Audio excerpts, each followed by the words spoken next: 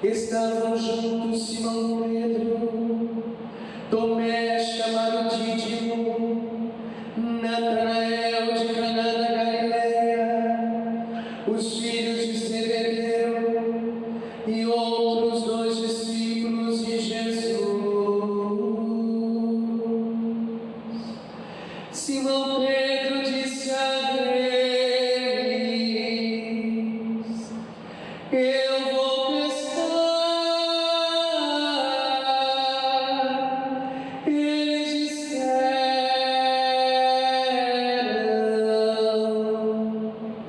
Também vamos contigo. Saíram e entraram na barca, mas não pescaram nada naquela noite.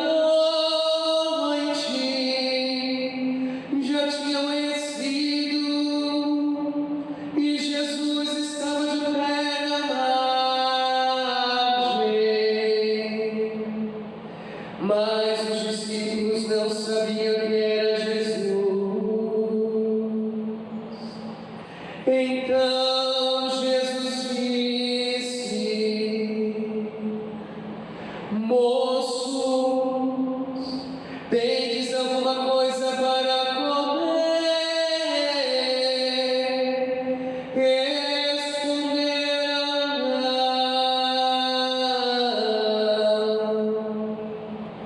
não. Jesus lhes disse: Lançai a rede à direita da barca e achareis. Lançaram, pois, a rede e não conseguiam puxá-la para fora por causa da quantidade de peixes. Então o discípulo a quem Jesus amava disse a Pedro: É o Senhor. Simão Pedro, ouvindo dizer que era o Senhor, vestiu sua roupa, pois estava nu, e atirou-se ao mar.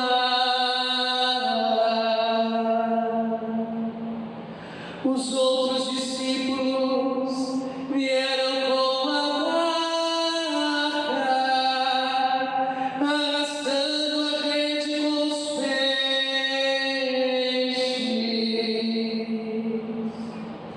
Na verdade, não estavam longe da terra, mas somente a cerca de 100 metros. Logo que pisaram a terra, viram brasas acesas com peixe em cima e pão. E Jesus lhes disse: Trazei alguns peixes que apanhastes.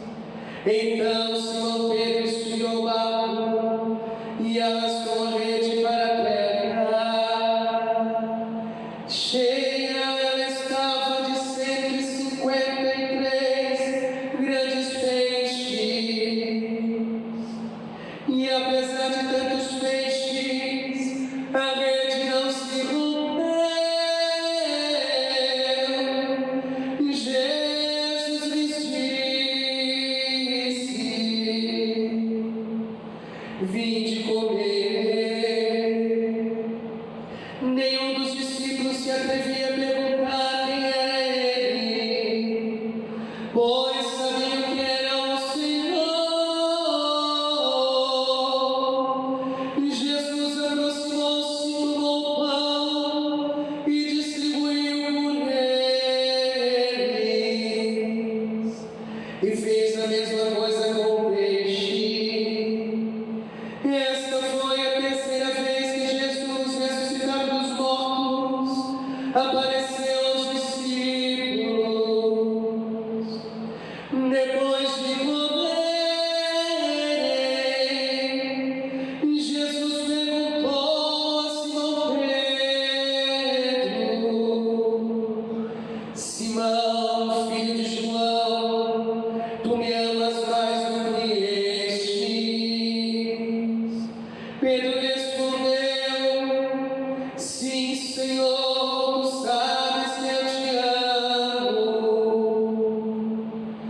Jesus disse: apacenta os meus cordeiros. E disse de novo a Pedro: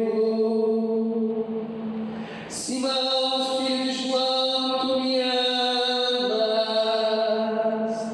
Pedro disse: sim, Senhor, tu sabes que eu te amo. Jesus lhe disse: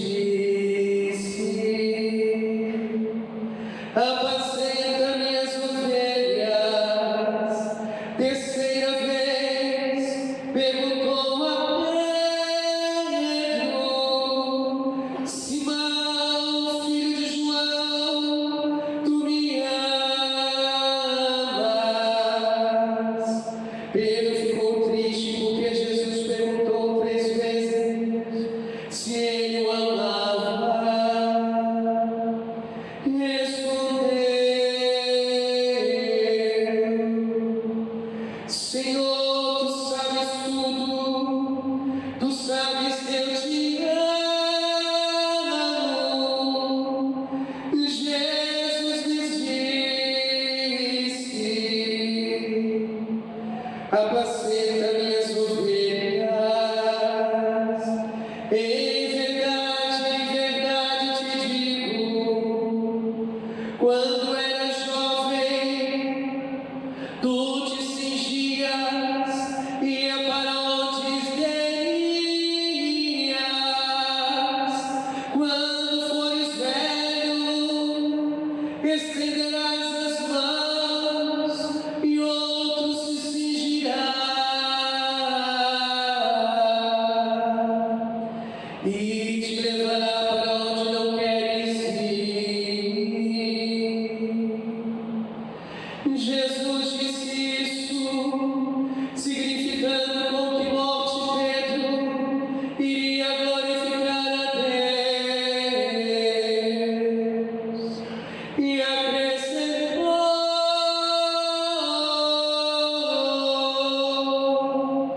segue-me.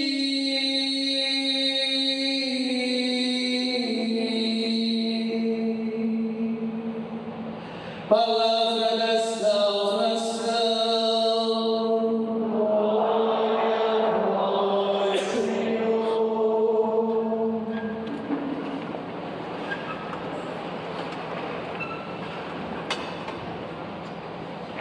Amado povo de Deus, queridos e queridas de Deus, estamos vivendo pós-ressurreição.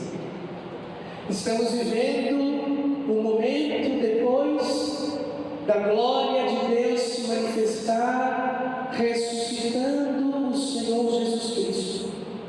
No domingo passado, a imagem que tínhamos para meditar era a imagem do Cristo ressuscitado e misericordioso, compreensivo e amoroso, acolhedor, que de fato olhava nos olhos de cada pessoa, assim como olha também hoje nos nossos olhos, para acolher e amar do jeito que você é, do jeito que você está, com todas as suas qualidades, mas também com os seus defeitos.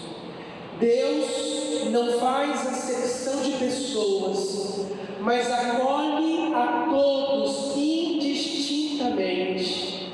Ele não segrega, não separa, mas simplesmente abraça e traz para perto de si quem quer que seja, mas só faz a experiência mística desse acolhimento quem de fato deseja ser acolhido. Ele acolhe a todos, mas infelizmente nem todos sentem-se acolhidos, porque muitas vezes, por causa da tribulação mental, psíquica, emocional, sentimental e física, acaba não sentindo o acolhimento de Jesus Cristo. Por quê? Porque ao longo da sua história, inúmeras vezes, deixou com que as dores formassem um coração distante do que Cristo espera que sejamos. O que atrapalha a obra de Deus na nossa vida não é a disponibilidade ou a ação de Deus.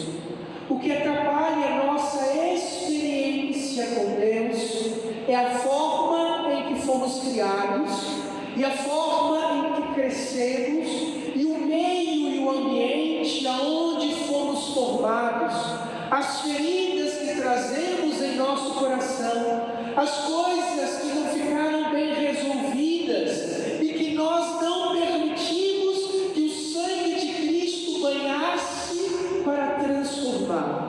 São essas coisas que muitas vezes nos dividem uns com os outros e ainda atrapalham fazermos uma experiência mística e real com o Senhor.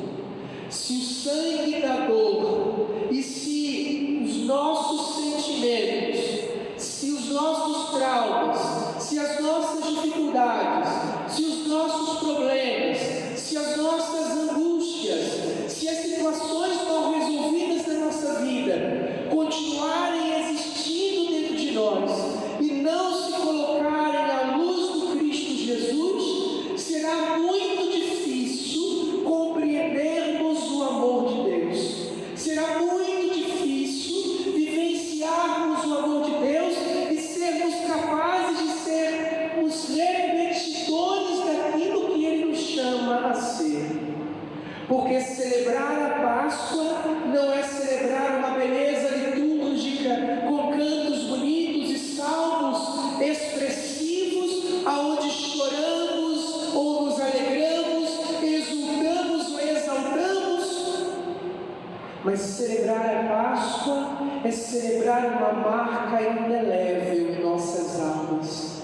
É celebrar uma experiência mística profunda, uma intimidade com o Senhor, de tal maneira que a graça que Ele nos dá transforme quem nós somos.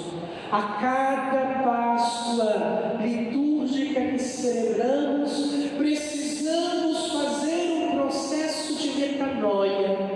E fazendo esse processo de metanoia, de conversão e de transformação, permitirmos que o poder de Deus, a graça de Deus, a mística do Senhor transforme a nossa maneira de pensar, a nossa maneira de agir, a nossa maneira de nos comportarmos, a nossa maneira de falar, a nossa maneira de existir, de viver, de se comunicar com as pessoas.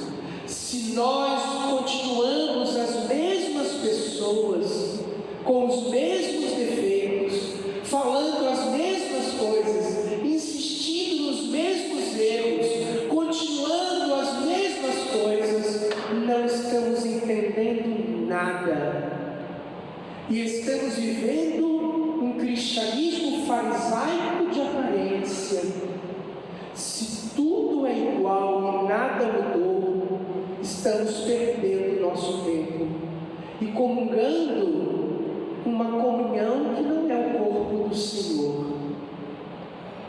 Algo precisa mudar, algo precisa ser diferente, porque a Páscoa precisa passar por todos os nossos sentidos. A Páscoa precisa passar pela nossa razão. A Páscoa precisa passar por nós. E nós vemos isso muito claro nas Sagradas Escrituras, na liturgia da palavra, do que nós vimos hoje. Nós estamos vendo os discípulos se alegrarem por serem açoitados. Nós estamos vendo os discípulos estarem felizes por sofrerem por causa do Evangelho. Mas os discípulos que estão felizes sendo açoitados e vivendo felizes por causa do Evangelho, a dor e o sofrimento, são os mesmos covardes estava sendo levado à cruz. É Pedro que negou Jesus 3 vezes. É Pedro que teve medo de morrer ali também. E vamos olhando Jesus abandonado e sozinho, porque aqueles homens com seus defeitos não suportaram estar com Cristo. Mas se olharmos a primeira leitura, e se olharmos todo o Atos dos Apóstolos, naquilo que a igreja nos previu na liturgia, desde a segunda-feira da Pascuela até hoje, vamos ver a transformação de vida dos apóstolos. Os apóstolos passaram 3 anos na escola evangelizadora apostólica de Jesus. Durante 3 anos ouviram Jesus falar em parábolas. Durante 3 anos ouviram Jesus pregar sobre o reino de Deus, sobre o amor do Pai. Viram Jesus curar doentes, libertar pessoas oprimidas pelo demônio. Viram milagres acontecer, multiplicação de pão, ressurreição de mortos. Mas mesmo vendo todas essas maravilhas durante 3 anos, foram fracos na fé e não conseguiram permanecer junto com Jesus no momento mais necessário. Mas como disse no início da homilia de hoje, Jesus não faz acepção de pessoas, e Jesus não se apartou deles, mas ao contrário os acolheu e esperou o momento certo para que a conversão entrasse no coração daqueles homens. E no dia de Pentecostes, que vamos celebrar daqui a pouco, cheios do Espírito Santo, toda a vida dos apóstolos mudaram. O covarde Pedro levantou a voz na frente de uma multidão enorme que poderiam apedrejá-lo ou matá-lo, mas pregou Jesus e o amor de Jesus, e 3.000 homens converteram, fora mulheres e crianças. O mesmo Pedro, medroso, no pórtico de Salomão, no templo, junto de João, rezaram por um paralítico que estava ali e disseram: ouro e prata não temos, mas o que nós temos nós te damos. Receba o Espírito Santo. E aquele homem foi curado por 2 seres humanos, por 2 homens igual a mim e você. E ali no pórtico de Salomão se uniram muitos outros por causa do milagre da cura que aconteceu. E eles continuaram pregando. Foram presos. Disseram a eles: parem de pregar o nome de Jesus. Foram soltos. E foram presos a segunda vez. E o anjo do Senhor fez com que eles saíssem da cadeia sem que ninguém os visse. E foram ordenados: parem de falar em nome de Jesus. Mas não havia mais o Pedro medroso, não havia mais os apóstolos covardes. Haviam ali homens novos e corajosos, transformados pelo poder da palavra, transformados pelo Cristo, modificados pelo Senhor, modificados pelo sim a Deus. E aí continuaram pregando, anunciando, de porta em porta, de casa em casa, e o número de fiéis a Cristo Jesus se espalhava e crescia, cada um multiplicado por um monte, porque eles se deixaram transformar pelo Evangelho. E aí eles foram açoitados. Nós não te dissemos que vocês não poderiam falar mais em nome de Jesus, vocês continuam. E eles estão felizes, estão fazendo a obra certa. Queridos irmãos e irmãs, assim como os apóstolos e discípulos foram transformados na sua personalidade, no seu temperamento, na sua forma de falar, na sua forma de agir, de pensar, Esta não é uma promessa só para os apóstolos, é para você e para mim. Cristo Jesus nos chama a sermos homens novos nisso. Cristo Jesus nos chama a mudar a nossa maneira de ver o mundo. Cristo Jesus nos chama a mudar a nossa maneira de ver as pessoas. Eu encontro muita gente dizendo assim: só eu vou para a igreja, ninguém na minha casa quer ir para a igreja. Só eu vou para a igreja, eu não consigo levar nenhum amigo, nenhuma pessoa. Infelizmente, é duro e pode bater no coração de muita gente de maneira difícil, mas eu tenho que dizer. Sabe por quê que a sua família não vem com você? Porque você ainda não fez a experiência de Cristo como deveria ser feito. Você ainda não mudou tudo que você precisava mudar à luz do Evangelho de Cristo. Você ainda não testemunha como deveria o ressuscitado. E por mais que você ache que sim, só porque você vem à missa, eu preciso dizer que não. Eu preciso dizer que ainda existe alguma coisa para mudar em você. Talvez a sua forma de falar, talvez a sua forma de viver, talvez a sua forma de reagir às situações, talvez a sua personalidade, talvez o seu jeito de expressar, de se comunicar, de viver. Alguma coisa em você precisa ainda estar à luz do Cristo ressuscitado.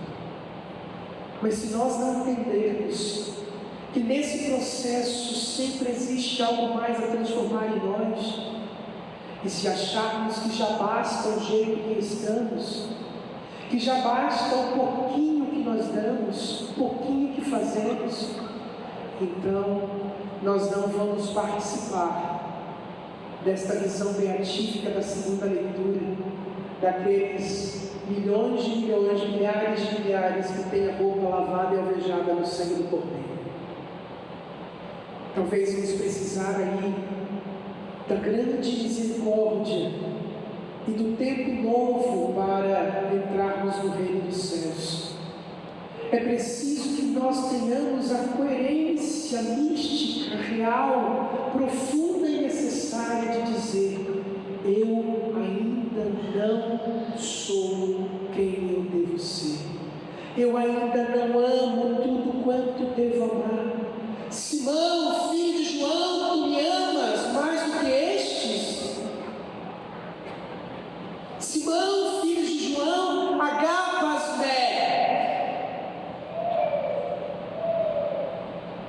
Ama-me de verdade com toda a tua vida, com toda a tua força, com todo o teu ser, com tudo aquilo que você é, sendo capaz de mudar tudo que você é por amor a mim. Você é capaz de fazer mudanças radicais na sua forma de viver por amor a mim? O Senhor nos conhece bem, conhece as nossas limitações e conhece a nossa condição de dizer sim e de viver esse sim.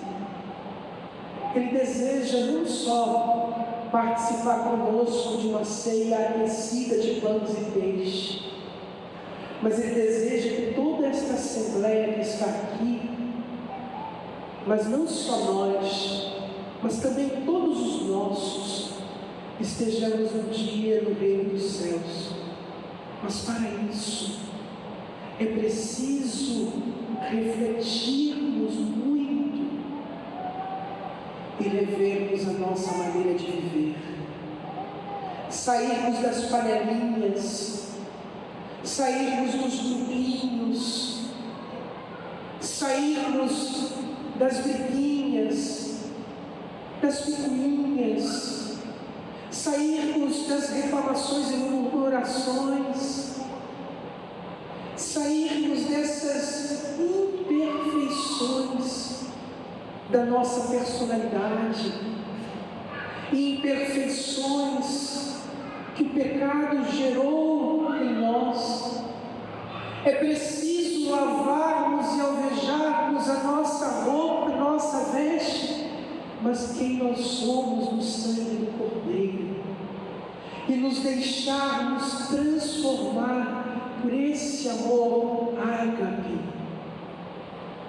Agapas-me, amas-me, com a condição e a capacidade de se colocar totalmente à minha disposição e me permitir te mostrar tudo que você tem que mudar, que está fazendo de errado? Ou você quer só adequar o amor e tá bom um pouquinho desse amor? Se nós não mudarmos a nossa personalidade, se nós não mudarmos o nosso temperamento, se nós não mudarmos a nossa maneira de ser, de viver, de estar no mundo, e nos tornarmos aquilo que Cristo nos chama, não teremos parte com Ele como poderíamos ter. A palavra de Deus não é algo para achar bonitinho. Olha, Jesus estava lá, mandou jogar a redinha do ladozinho direitinho e tirou 135 peixinhos bonitinhos, e já tinha uma fogueirinha com peixinho, com pãozinho, e ele distribuiu e perguntou se amava, se não amava. Ai, que lindinha essa passagem, eu gosto tanto dela. Ai, como eu gosto de ver que os apóstolos pregavam e curavam. Ai, como é bom olhar na visão apocalíptica. Poesia. Mas isso não basta. É tudo lindo, mas isso precisa verberar em nós. Isso precisa transformar a nossa vida. Isso precisa atingir o âmago do que nós somos. Isso precisa atingir o mais profundo do que nós vivemos, moendo e remoendo, moendo e remoendo, moendo e remoendo, e transformando quem nós somos. Não podemos hoje sermos as mesmas pessoas que fomos ontem.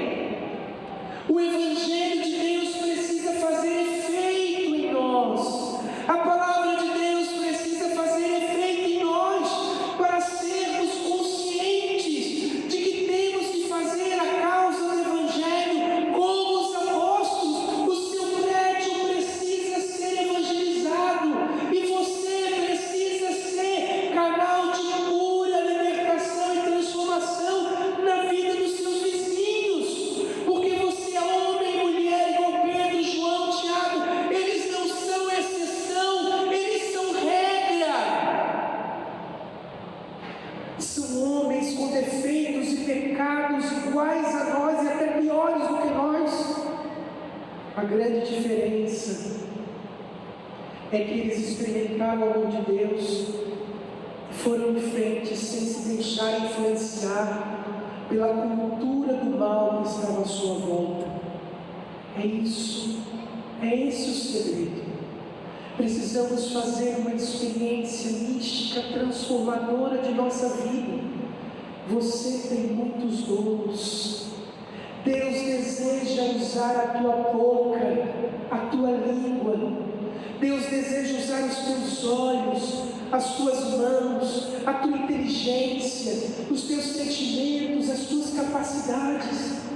Deus deseja usar você como sinal de paz, como canal do amor, do acolhimento, da partilha, da experiência, da renovação. Deus deseja fazer de você um instrumento lindo de vitória na vida das pessoas. Você e eu somos escolhidos neste tempo para anunciarmos com a nossa vida, proclamarmos com aquilo que somos, para que a vida das pessoas sejam transformadas também e experimentem o amor de Deus. Não vou me alongar muito mais, mas dizer: o mundo está carente, porque nós ainda não somos o que deveríamos ser. Ainda estamos distantes, perdendo tempo com tantas coisas que não são necessárias, com tantas coisas que não são necessárias, e não guardando nosso tempo para aquilo que é essencial: viver o amor, proclamar o amor, anunciar anunciar o amor, mostrar o amor verdadeiro, não o amor que separa, que escolhe, que segrega, mas o amor que ama e que ama infinitamente. Enfim, queridos irmãos, que a palavra de Deus hoje modifique a nossa maneira de pensar e que a nossa resposta à pergunta de Cristo, aquela pergunta simples, agapas ama-me com toda a tua força, com toda a tua alma, com todo o teu ser, com toda a sua transformação. Qual é a sua resposta? Você é capaz de mudar sua maneira de viver, pensar, existir, sua personalidade, seu temperamento, sua maneira de querer seus ganhos? Você é capaz de mudar tudo isso por amor a Deus e por amor ao teu próximo? Porque não adianta dizer que ama Deus, que não vê, se não aprendeu a amar o teu próximo, que você vê e que convive todo o tempo. Amemos uns aos outros, vivamos o amor, busquemos viver a Páscoa para viver com intensidade esse amor que não cansa e nem descansa em nenhum momento de nossas vidas.